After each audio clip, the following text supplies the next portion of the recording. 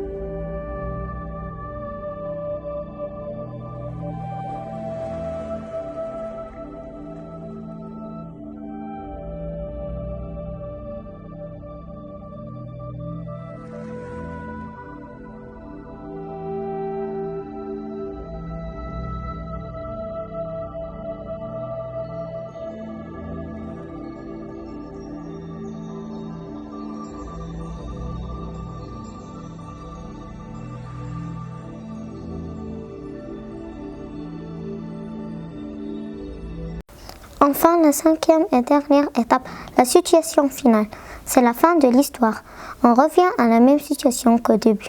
Ce projet nous a permis de comprendre les difficultés et les étapes de l'écriture d'un récit.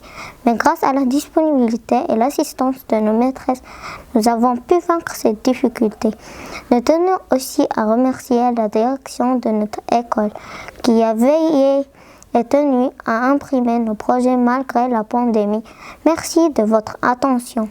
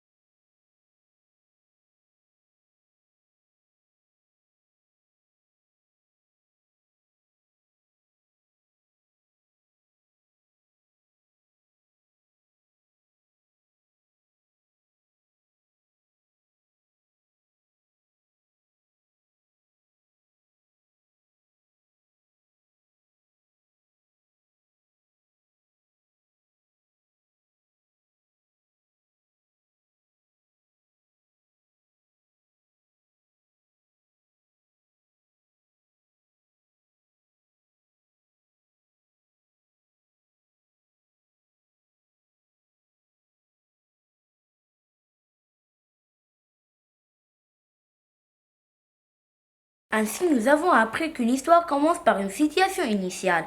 C'est le moment où tout est calme. Nous avons donc choisi le thème de l'histoire et les personnages que nous avons décrits à partir de figurines ou de dessins. On a imaginé et précisé les lieux. En deuxième étape, nous avons imaginé un élément perturbateur, c'est-à-dire un événement nouveau qui va changer la situation initiale, qui va perturber le calme initial. Ça veut dire ce qu'en vont faire nos personnages, leur action en réaction à l'élément perturbateur. On a pu imaginer plein de choses pour nos personnages. C'est ce qu'on appelle les péripéties.